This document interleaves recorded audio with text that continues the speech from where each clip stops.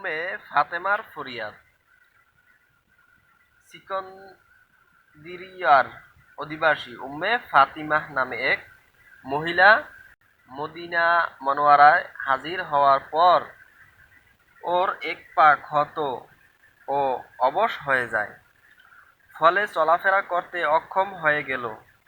লোকেরা মক্কা মুআজ্জামার দিকে যাত্রা দিল, কিন্তু সে যেতে পারল না।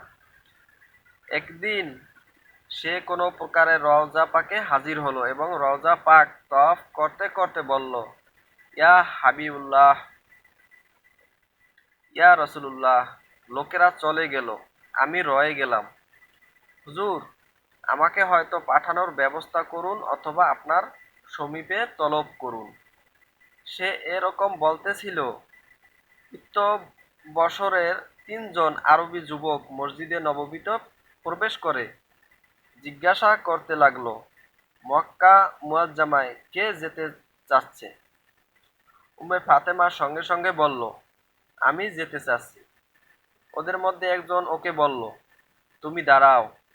উম্মে ফাতিমা বলল, আমি দাঁড়াতে পারি না। যুবকটি বলল, আপনার পা লম্বা করুন। সে পা লম্বা করল। যখন ওর ক্ষত পা দেখলো, তখন ওরা 3জনই বলে উঠল, ঠিক আছে, এসো। অতঃপর ওরা ওকে উঠায়ে বাহনের উপর বসায়ে দিল এবং মক্কা মুআজ্জামায় পৌঁছে দিল।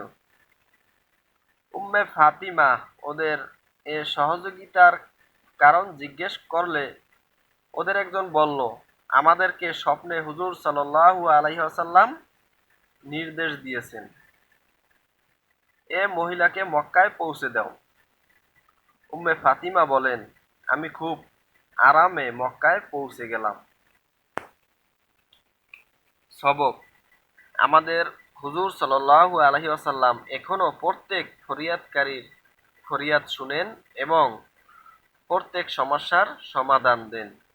তবে শর্ত হলো যে ফরিয়াদি মনে প্রাণে এবং আন্তরিক বিশ্বাসের সাথে ইয়া হাবিব ইয়া রাসূল বলারও অভ্যস্ত হওয়া চাই।